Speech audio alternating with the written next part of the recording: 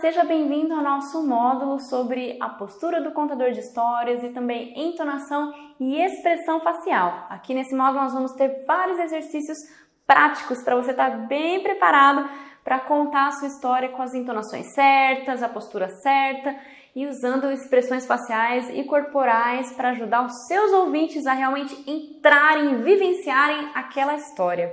E nessa primeira aula nós vamos falar um pouco sobre a postura do contador de histórias. Qual que é a melhor forma de você contar uma história? Será que é em pé? Será que é sentado, deitado? É importante você estar em uma posição em que você se sinta confortável para contar a sua história. E isso pode ser em pé, pode ser sentado, você pode até andar, se movimentar enquanto você conta a história. Isso é uma coisa que eu faço muito quando eu estou em pé, eu gosto de me movimentar, mas não também demais, né? Para as pessoas não ficarem olhando para um lado para o outro. E que você possa projetar a sua voz para frente. Lembra de deixar o seu pescoço reto, a sua cabeça erguida, para sua voz poder alcançar todos os seus ouvintes. Então não ficar olhando para baixo enquanto você estiver contando a sua história.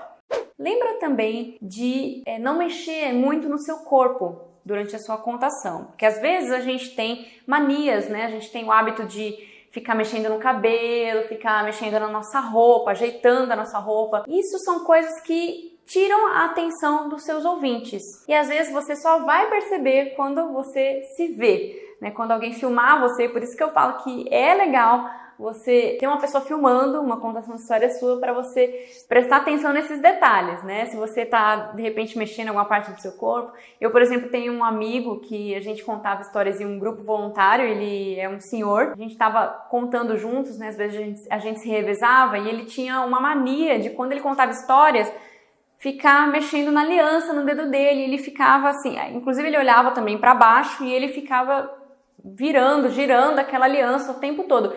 Isso tirava a nossa atenção, né? A gente, ao invés de prestar atenção na história dele, a gente ficava prestando atenção na aliança ali que ele estava mexendo toda hora. E outra coisa são vícios de linguagem. É normal a gente ter vício de linguagem quando a gente está conversando. Eu mesma aqui gravando vídeos, eu vou falar um né, vou falar um é. Isso acontece. Agora, quando a gente conta histórias, melhor assim minimizar o máximo possível esses vícios de linguagem, né? E aí vem aquela história que eu já tinha contado pra você de quando eu fiz uma contação, depois eu assisti, eu percebi que eu falava muito pois é durante a minha contação. E às vezes vai sair muito um né, vai sair o então várias vezes. A gente vai melhorando sempre com a prática. Quanto mais a gente pratica e mais a gente se assiste fazendo contação de histórias, a gente vai tirando essas coisinhas, né, que atrapalham os nossos ouvintes. Uma coisa muito importante: faça sempre contato visual com os seus ouvintes durante a sua contação de histórias. Por que que isso é tão importante?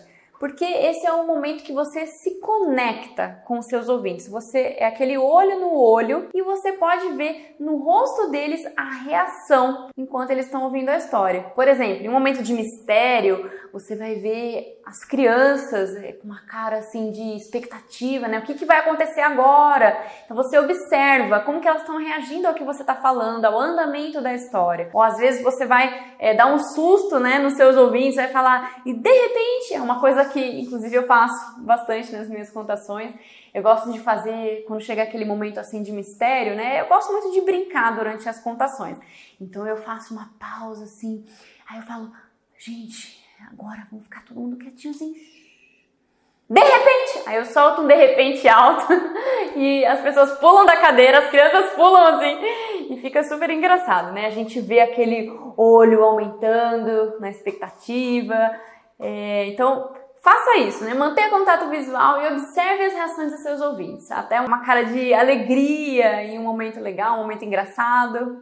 E agora que eu falei sobre a pausa, em certos momentos da história, ela é importante. Eu falo isso porque tem contadores de histórias que tem um pouquinho de receio de usar a pausa, né? Tem aquele medo de fazer uma pausa e ficar um vácuo.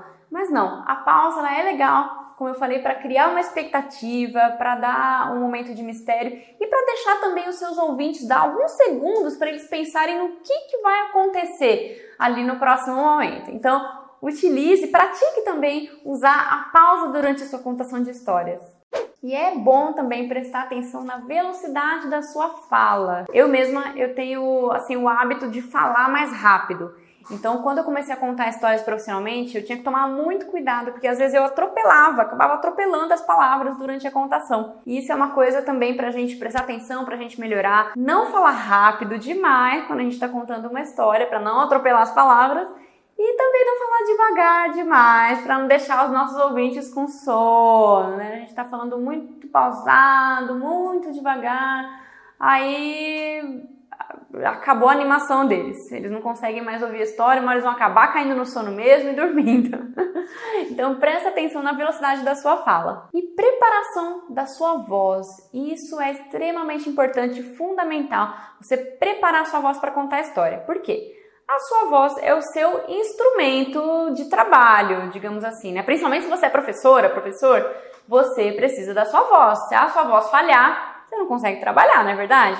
Com contador de histórias é a mesma coisa. A gente precisa da nossa voz, é o nosso instrumento principal de atuação. Então, eu sempre preparo a minha voz quando eu vou fazer uma contação de histórias. Inclusive, para gravar aqui as nossas aulas do curso, eu preparei a minha voz também. Então, eu faço alguns exercícios que eu vou ensinar para você agora.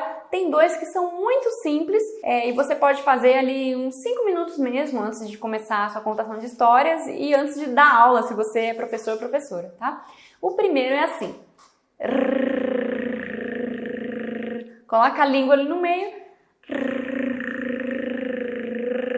Eu passo sempre alguns minutos fazendo isso antes de contar uma história, antes do momento que eu vou falar bastante. E tem o que eu chamo de exercício do cavalo, que é com os beiços, né? Esse eu só faço quando eu tô sozinha, tá? Mas esses 2 exercícios você pode fazer e eles são ótimos para ajudar a preparar a sua voz, para a voz não cansar quando você estiver contando histórias ou dando aula. E uma coisa que eu sempre faço também, ó, é ter uma garrafinha de água do meu lado. Eu não ando sem a minha garrafinha de água. Principalmente quando eu vou fazer uma contação de histórias. Porque pode acontecer de chegar um momento que a sua garganta vai secar. E se isso acontecer, estraga a sua história? Não, não estraga a sua história. Não tem problema nenhum. Você dá uma pequena pausa. Você chega ali no final de uma frase, dá uma pausa rapidinha, pega ali a sua garrafinha de água, seu copo de água, bebe um pouquinho e continua normalmente, né? Os seus ouvintes, eles vão entender. Não tem problema nenhum.